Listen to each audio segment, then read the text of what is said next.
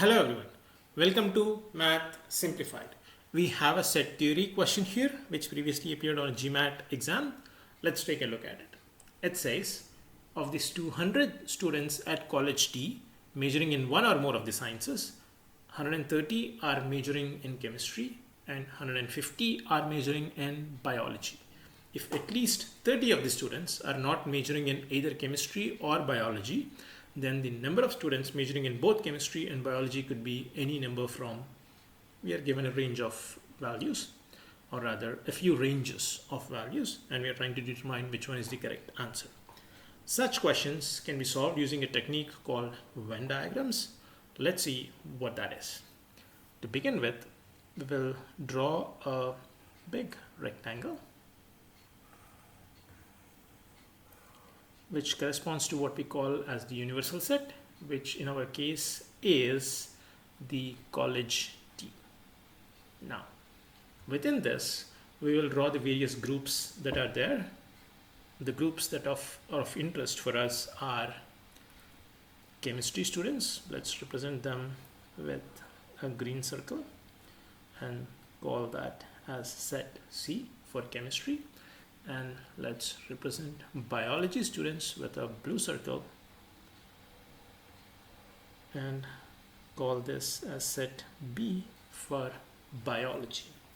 Now, we are trying to find range of numbers, or rather the range of students that can take both chemistry and biology, meaning people who fall in the intersection of these two circles.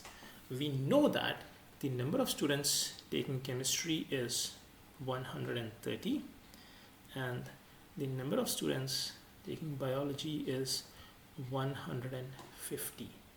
Right. Whenever we are trying to determine range of values, we are trying to see what the extremes are. Let's see. What is the maximum number of students that can take both chemistry and biology?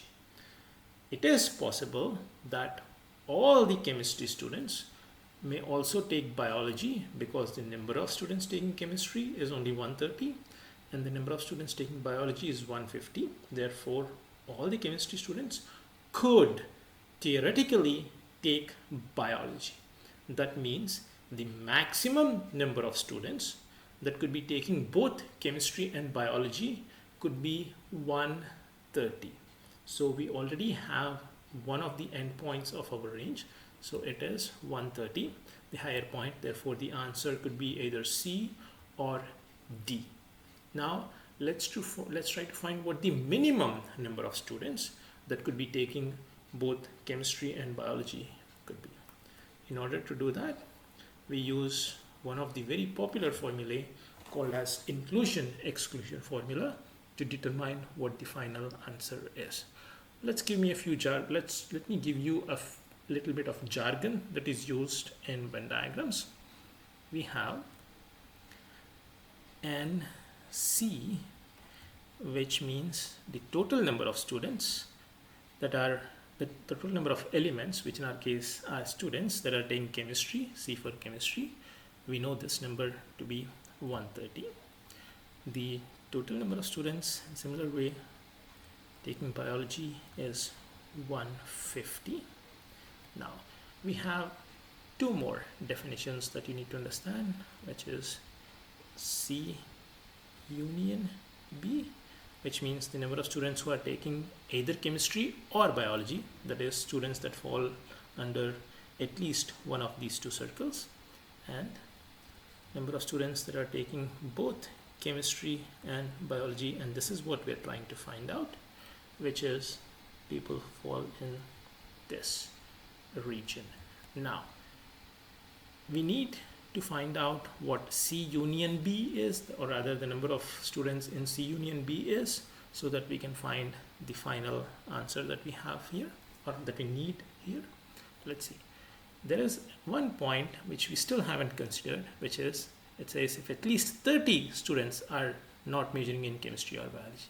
That means people who are outside of the circles is at least 30. Now, if this number is any more than 30, the number of students that are taking at least one of these courses will be decreasing. Keep in mind that people who are taking either chemistry and biology and people who are taking neither chemistry and biology added up is fixed, which is 200. Are you with me?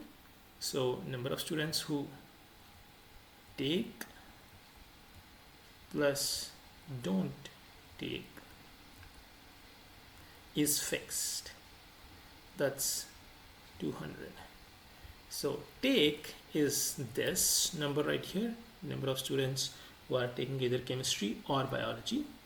So this number take is number C union B, plus don't take is this number, whatever this number can be. It says this is at least 30. So if this number becomes bigger than 30, this number will keep getting smaller. So in order for this number to be as high as possible, we want this to stay 30, so that n C union B is 170.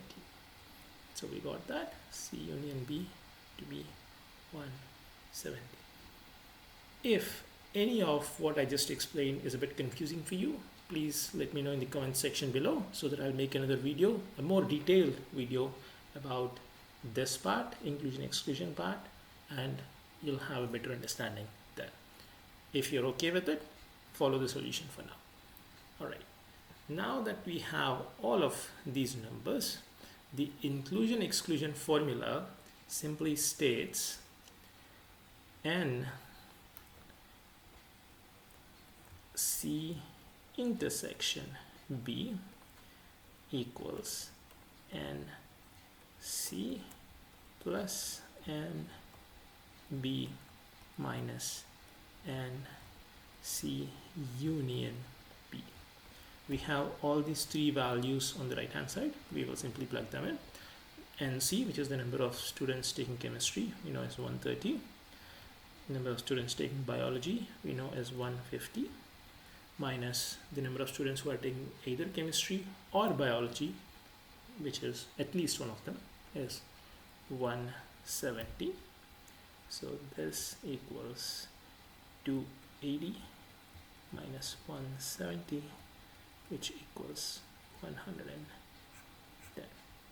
Therefore, the range of values that we need are 110 to 130.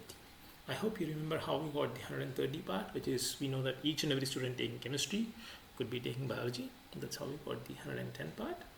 So our final answer is option D. So this right here is option D. Thank you.